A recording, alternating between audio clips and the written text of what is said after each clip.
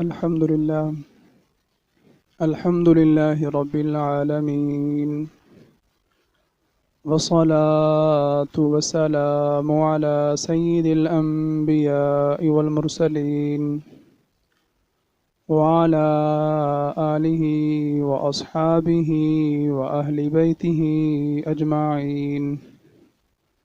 أما بعد، فقد قال الله تبارك وتعالى في القرآن المجيد والفرقان الحميد: فأعوذ بالله من الشيطان الرجيم، بسم الله الرحمن الرحيم. لا يكلف الله نفسا إلا وسعها. آمنت بالله، صدق الله العظيم، وصدق رسوله النبي الكريم الأمين، ونحن على ذلك لمن الشاهدين والشاكرين، والحمد لله رب العالمين. نہایت واجب الاحترام حضرت مولانا آصف صاحب،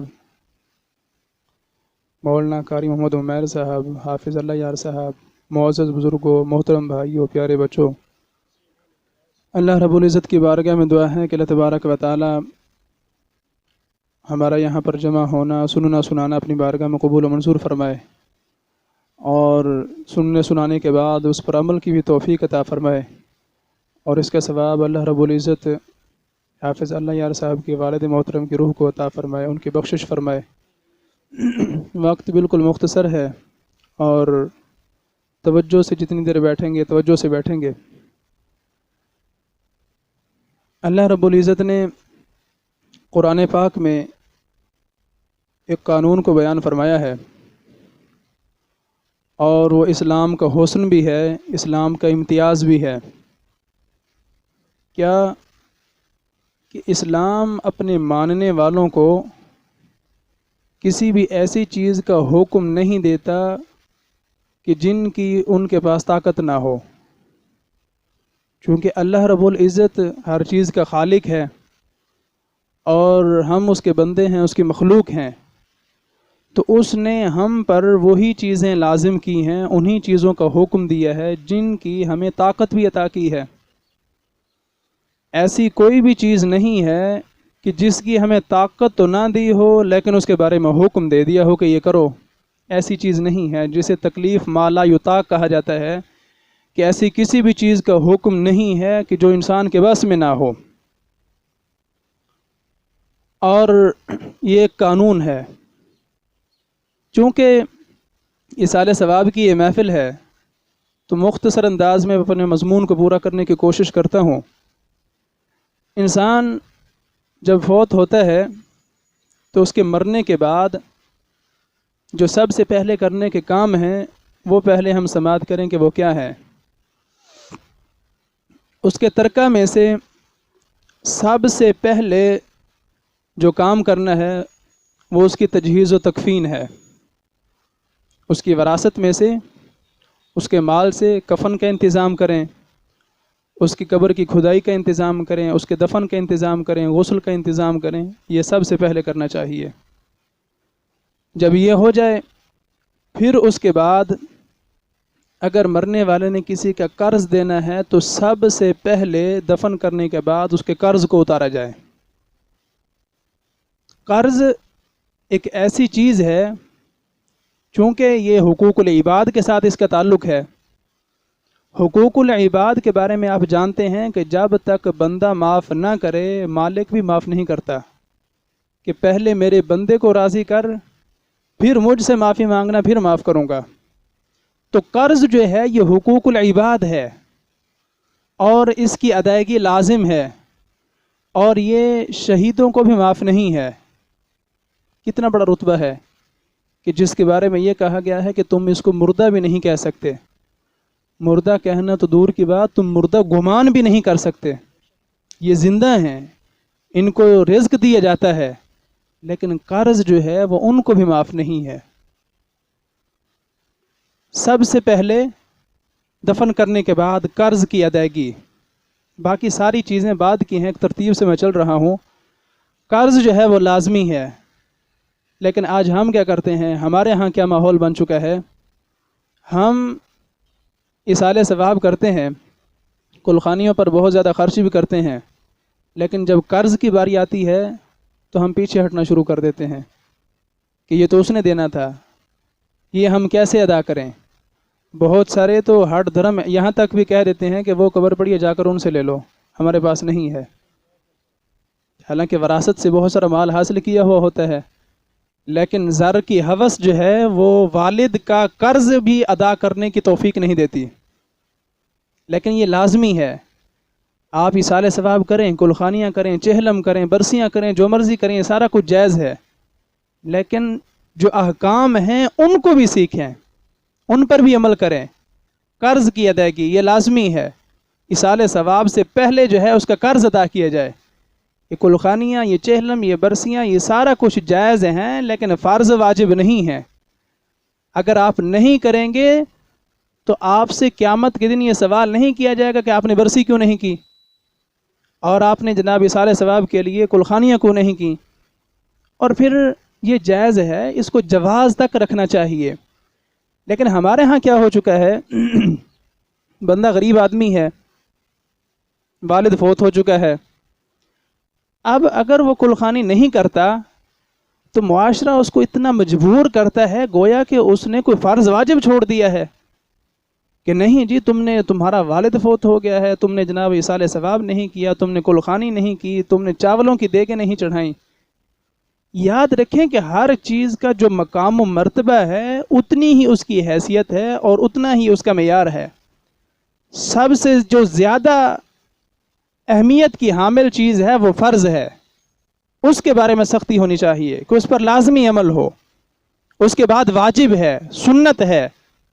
یہ جو ایصال ثواب ہے یہ مستحب کے درجے میں ہے، یہ جائز ہے، لیکن ہم اس پر کتنی سختی کرتے ہیں، ہمارا معاشرہ کتنی سختی کرتا ہے گویا کہ یہ فرض ہے اور واجب ہے، جبکہ ایسا نہیں ہے۔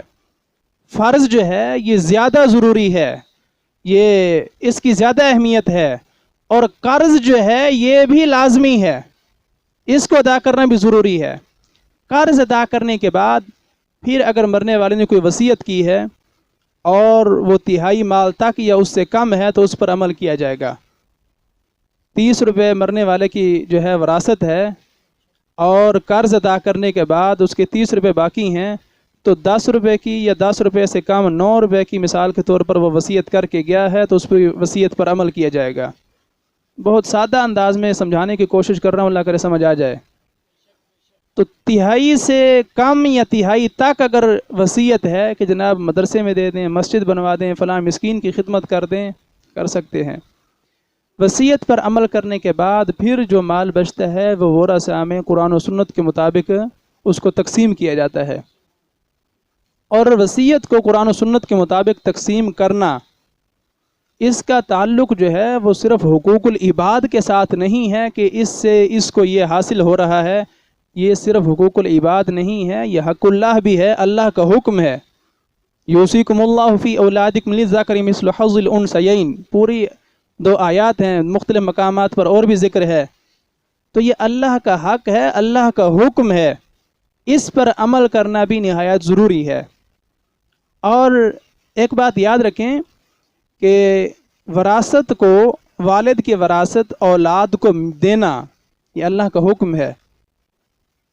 اولاد اگر خدا نخواستہ والدین کے ساتھ اچھا سلوک نہیں بھی کرتی، اور والد اگر اپنے بیٹے کو عاق بھی کر دے تب بھی وہ وراثت کا مستحق ہے۔ والد اپنی زندگی میں اپنے بیٹے کو عاق کر دے کہ یہ میری وراثت سے حصہ نہیں لے سکتا، تو وہ اس کا اپنا ہی حکم ہے، اس کی زندگی تک ہے۔ وراثت کا جو معاملہ ہے یہ وفات کے بعد کا ہے، اور وراثت، والد کی وراثت اولاد کو دینا یہ اللہ کا حکم ہے۔ اب ایک ہے اللہ کا حکم کہ والد کی وراثت اولاد کو دی جائے، یہ اللہ کا حکم ہے۔ ایک بندے کا حکم ہے والد کا کہ میری وراثت اس بندے کو نہ دی جائے، اس بیٹے کو، بیٹی کو نہ دی جائے۔ تو ادھر اللہ کا حکم ہے، ادھر بندے کا حکم ہے، تو اہمیت کس کی زیادہ ہے؟ اللہ کے حکم کی۔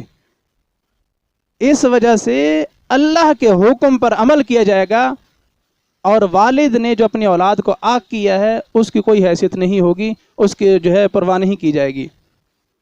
اور ہمیشہ جو وارث بنتی ہے وہ اولاد ہی ہوتی ہے والد کی، اولاد جو ہے وہ سب سے زیادہ وارث ہے۔ تو یہ ترتیب ہے، اس انداز سے ہمیں خرچ کرنا چاہیے۔ اب ایصال ثواب کی طرف آتے ہیں۔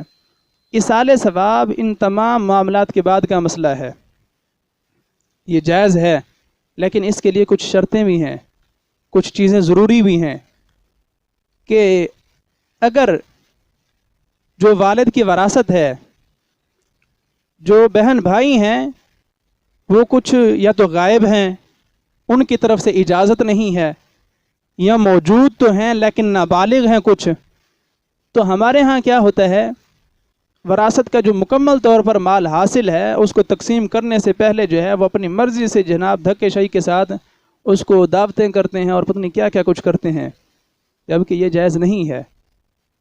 جو وارث غیب ہے، 5 بھائی ہیں، 3 موجود ہیں، 2 غائب ہیں، باہر گئے ہوئے ہیں، جب تک وہ اجازت نہ دیں مشترکہ مال میں سے ایصال ثواب نہیں ہو سکتا، کلخانیاں نہیں ہو سکتی۔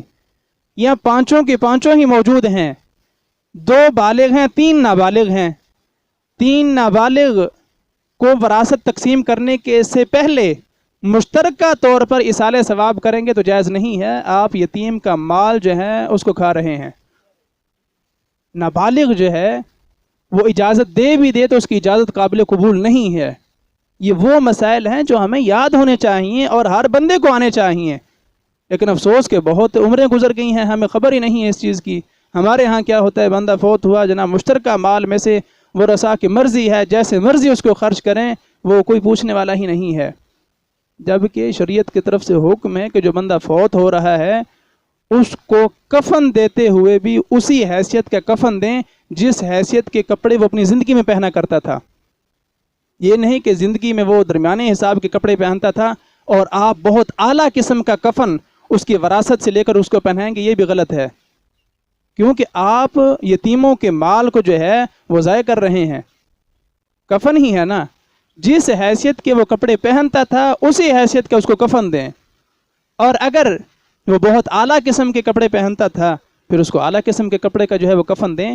یعنی کہ شریعت نے ہمیں یہاں تک کفن تک بھی محتاط رہنے کا حکم دیا ہے کہ کفن میں بھی فضول خرچی نہیں ہونی چاہیے، کفن پر بھی زیادہ مال جو ہے وہ خرچ نہیں کرنا چاہیے، حالانکہ وہ میت کو دینا ہے، آخری اس کا لباس ہے، لیکن پھر بھی پچھلے ورثاء کی طرف جو ہے وہ شریعت کا کتنا دھیان ہے، کتنی نرمی ہے کہ یتیموں کا مال کفن پر بھی زیادہ خرچ نہ کرو، جس حیثیت کے وہ کپڑے پہنتے ہیں اسی حیثیت کے جو ہے اس کو کفن دیں۔ اب بندہ غریب ہے لیکن معاشرے کی طرف سے اس کو مجبور کیا جاتا ہے کہ جناب ایصال ثواب کریں، کلخانیاں کریں۔ قرآن پاک نے ہمیں واضح اصول بتا دیا ہے کہ لا یکلف اللہ نفسا الا وسعها، انسان کے پاس جتنی قوت اور طاقت ہے انسان اتنا ہی مکلف ہے۔ اگر انسان کے پاس مالی قوت نہیں ہے، کمزور ہیں اس کے مالی حالات، تو آپ اس کو مجبور نہیں کر سکتے کہ آپ 10 دیگیں چڑھائیں گے تو پھر ہی آپ بچیں گے، ورنہ آپ بچ نہیں سکتے۔ ایصال ثواب ہم نے اس کو صرف مال کے ساتھ اور صرف چاولوں کے ساتھ ہی مخصوص کر دیا ہے، جبکہ احادیث میں جو ثبوت ہے وہ صرف چاولوں کا نہیں ہے، وہ مختلف کام ہیں۔ حضور کی بارگاہ میں صحابی عرض ہوتے ہیں، حاضر ہو کر عرض کرتے ہیں، ایصال ثواب کے بارے میں سوال پوچھتے ہیں، حضور نے انہیں کیا حکم دیا؟ فرمایا کہ کنواں کھدوا دو، کنواں کھدوا دو، کہ جب تک کنواں جو ہے وہ چلتا رہے گا، لوگ پانی پیتے رہیں گے، تمہاری والدہ کو جو ہے وہ ثواب پہنچتا رہے گا۔ چاول تو 1 گھنٹہ 2 گھنٹہ کی مار ہے، وہ کام کریں جو صدقہ جاریہ ہیں، صدقہ جاریہ۔ حدیث شریف میں ہے کہ اذا مات الانسان انقطع العمل، کہ انسان جب فوت ہو جاتا ہے اس کے اعمال کا سلسلہ منقطع ہو جاتا ہے، الا ثلاث، سوائے 3 کاموں کے۔ 3 کام جو ہیں وہ ایسے ہیں کہ جو مرنے کے بعد بھی ان کا سلسلہ جو ہے وہ جاری رہتا ہے۔ سب سے پہلی چیز کیا ہے کہ علم ہو جس سے لوگ نفع حاصل کریں، وہ خود دین پڑھا ہوا ہو، لوگوں کو پڑھایا ہو، اس سے جو ہے وہ لوگ نفع حاصل کر رہے ہوں۔ یہ ہم اس کو ایصال ثواب ہی نہیں سمجھتے، ہم سمجھتے ہیں مولوی جناب ساری زندگی قرآن پڑھا کے چلا گیا، نمازیں پڑھا کے چلا گیا ہے، اگر اس کی کلخانی نہیں کریں گے تو جناب اس کو ثواب ہی نہیں پہنچے گا۔ نہیں، جو وہ کام کر کے گیا ہے یہ چاول اس مقام تک نہیں پہنچ سکتے. یہ ہے صدقہ جاریہ. پھر اس کے بعد کوئی ایسا کام کریں کہ جس سے لوگوں کو نفع حاصل ہو. صدقہ جاریہ ہے. پانی جو ہے اس کی ضرورت ہے کنواں کھدوا دیں. ٹھنڈے پانی کی ضرورت ہے کولر لگوا دیں. مدرسے کے ساتھ تعاون کریں. طالب علموں پر خرچ کریں. اپنے علماء پر خرچ کریں. اپنی مساجد پر خرچ کریں. لیکن ہم کیا کرتے ہیں؟ ہم خرچ کرتے ہیں لیکن جس چیز کو زیادہ ضرورت ہے وہاں ہماری توجہ ہی نہیں ہے. ہمارے مدارس کے کیا حالات ہیں کبھی ہم نے توجہ کی ہے؟ طلباء کے جو ہے وہ شب و روز کیسے گزر رہے ہیں؟ مدرسین کے حالات کیسے ہیں؟ آئمہ کے حالات کیسے ہیں؟ کبھی ہم نے توجہ کی ہے؟ ہم تو سمجھتے ہیں باشو سفید پوش ہیں، ہم سے زیادہ سمجھدار ہیں، ہم سے زیادہ امیر ہیں. لیکن کبھی ان کے پاس بیٹھیں تو صحیح، ان کی ضروریات کے بارے میں کبھی توجہ تو کریں کہ ان کی بھی تو ضرورتیں ہیں. لیکن ہم کیا کرتے ہیں؟ ان لوگوں پر خرچ کرتے ہیں جن کو ضرورت ہی نہیں ہے. پیر صاحب ہیں ہمارے جناب، لاکھوں کروڑوں میں ہیں، لیکن ہم نے جب بھی ایصال ثواب کی غرض سے جناب چارپائی ہے، بستر ہے، برتن شرتن جو بھی ہے وہ جناب ہم تو اپنے پیر صاحب کو ہی دیں گے جن کو ضرورت بھی نہیں ہے. جو لاکھوں کروڑوں میں پہلے ہیں، آپ کے اس ایک بستر سے اس کو کیا فرق پڑے گا اور اس کو وہ کتنی اہمیت دے گا؟ میرے بھائی چیز وہاں پر خرچ کریں جہاں پر ضرورت ہو. چیز کو وہاں خرچ کریں جہاں اس کی اہمیت ہو. تو میرے حساب سے میں صرف اپنی طرف سے یہ عرض کر رہا ہوں، اگر آپ کے ہاں یہ رواج ہے بستر وغیرہ چارپائی دینے کا، تو میرے اندازے کے مطابق سب سے زیادہ مستحق جو ہیں اس کے بیٹے ہیں، چونکہ مالی لحاظ سے ان کے حالات کمزور ہیں. اور اپنے قریبی عزیز و اقارب پر خرچ کرنا، صدقہ کرنا، آپ کام ایک کریں گے ثواب 2 ملیں گے، ڈبل ثواب. کسی اور کو دیں گے تو آپ کو صرف صدقے کا ثواب ملے گا. لیکن اگر آپ قریبی رشتہ دار کو دیتے ہیں، جیسے حافظ صاحب ہیں، ان کے بیٹے ہیں، اگر ان پر خرچ کرتے ہیں تو اس کے 2 ثواب ہیں. صدقے کا بھی ثواب ہے، صلہ رحمی کا بھی ثواب ہے. اور یاد رکھیں، اگر کسی کے ذہن میں یہ سوال آ رہا ہو، اور اللہ کرے آ رہا ہو، کہ جناب یہ تو صدقہ ہے، یہ تو اپنوں کو دے ہی نہیں سکتے. صدقے کی 2 قسمیں ہیں، صدقات نافلہ، صدقات واجبہ. وہ صدقہ جو لازمی ہے، زکوٰۃ ہے، عشر ہے اور منت ہے، اس قسم کی جو چیزیں ہیں وہ آپ اپنی اولاد کو نہیں دے سکتے. لیکن جو صدقات نافلہ ہیں، جس طرح ایصال ثواب ہے، کلخانی ہے، اور اس کی میت کو جو ہے وہ ایصال ثواب کرنے کے لیے آپ بستر دیں، چارپائیاں دیں، جناب کھانا کھلائیں، یہ سارا جو ہے آپ مرنے والے کی اولاد پر بھی خرچ کر سکتے ہیں، کیونکہ نفلی صدقہ ہے اور اس پر دوہرا اجر ملے گا. دوہرا صدقے کا بھی ثواب ملے گا، ساتھ صلہ رحمی کا بھی ثواب ملے گا. اگر آپ ایسا نہیں کرتے تو بہت ساری عورتیں ہوتی ہیں، لڑکیاں ہوتی ہیں بیچاری، جہیز کی وجہ سے آج ہر بندہ پریشان ہے. وہی ایصال ثواب کی غرض سے آپ کسی بچی کے جہیز میں تعاون کریں، آپ اس کے جو ہے وہ معاملات کو حل کروائیں. وہاں خرچ کریں جہاں چیز کی اہمیت ہو. جہیز میں دیں، غریب آدمی ہے، بیٹیاں ہیں، اس نے وزن اٹھانا ہے، ان کا جناب بوجھ ہلکا کرنا ہے، نکاح کرنا ہے، اس کو ضرورت ہے. آپ ایک چارپائی، ایک بستر اس کو دیں گے، وہ ساری زندگی آپ کا احسان سمجھے گا.